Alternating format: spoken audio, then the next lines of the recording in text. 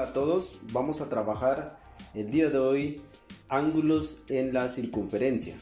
Vamos a aprender acerca de las propiedades que tienen los ángulos dentro de una circunferencia.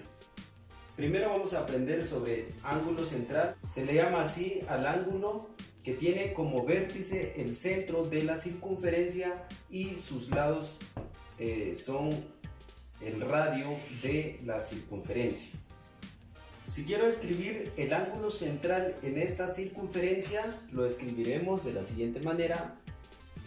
Ángulo central, el ángulo se mide de derecha a izquierda, siempre tomando el sentido contrario de las manecillas de un reloj. Tenemos que colocar el punto A primero y colocamos el vértice del ángulo, que es C, y finalmente B. Ahora, el ángulo central está asociado con un arco en la circunferencia. El arco correspondiente de este ángulo central será el arco que viene del punto A hasta el punto B. En la circunferencia, el arco se puede medir en grados y en radianes. En este caso, vamos a utilizar grados. Por lo tanto, la medida de un arco corresponde a la medida de un ángulo central. Dicho de otra forma, la medida del arco va a ser el mismo con la medida del ángulo central. Por ejemplo, si el ángulo central mide 10 grados, entonces el arco también mide 10 grados. De manera inversa, si el arco mide 30 grados, entonces el ángulo central va a medir 30 grados. Ahora hablaremos del ángulo inscrito. ¿Qué es un ángulo inscrito? Es aquel ángulo cuyo vértice es un punto de la circunferencia. Como este caso que tenemos en esta ilustración, tenemos el ángulo DEF,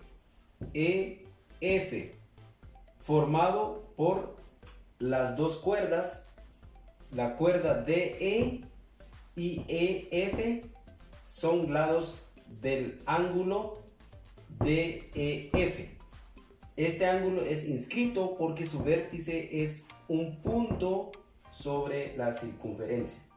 La notación del ángulo DEF lo vamos a escribir de la siguiente manera. El arco correspondiente de este ángulo inscrito será el arco que va del punto D, que sería esto, hasta el punto F. Y el arco correspondiente para este ángulo es DF. Y colocamos una línea curvada sobre los extremos del arco. Tenemos medida del ángulo inscrito. ¿Cómo hallar la medida de un ángulo inscrito?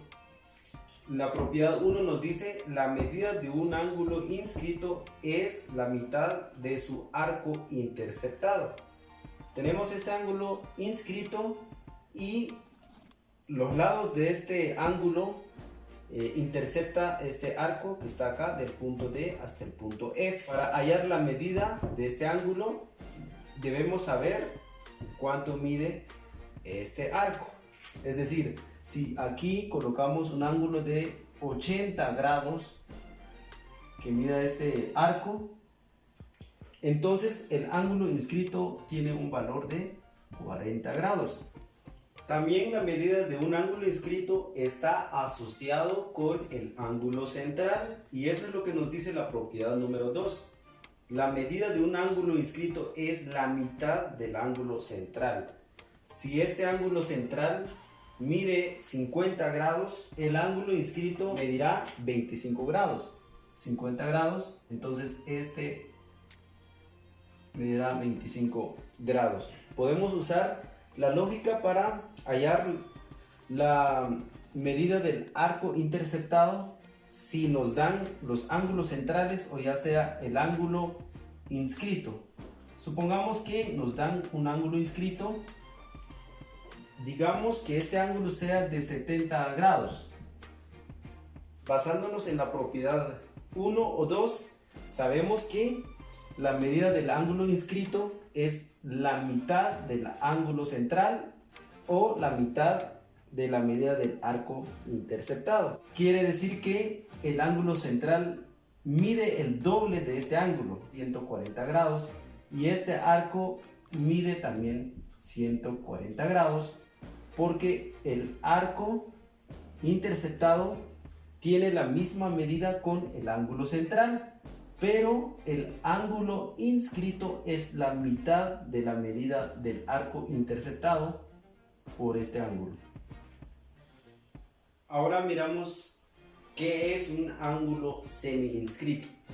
Un ángulo es semi-inscrito si uno de sus lados es una cuerda y el otro lado es una tangente.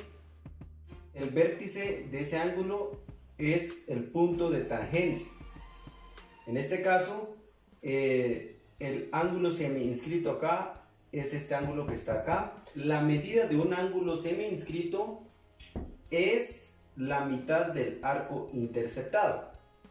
Entonces, si miramos el arco interceptado por estos dos puntos, Q y P, parte la circunferencia en dos partes iguales. Entonces, este arco por ende tiene una medida de 180 grados.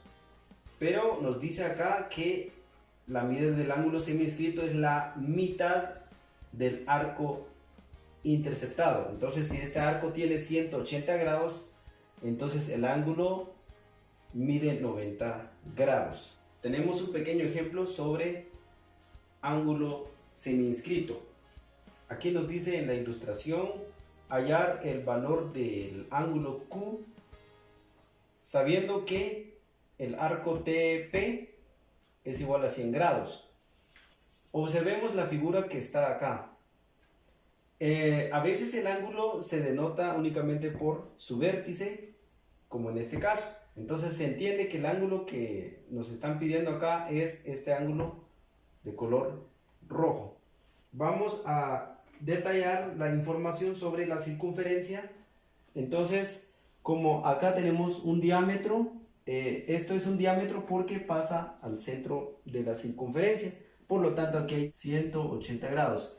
Y el arco TP mide 100 grados. Muy bien. ¿Cuánto mide este arco?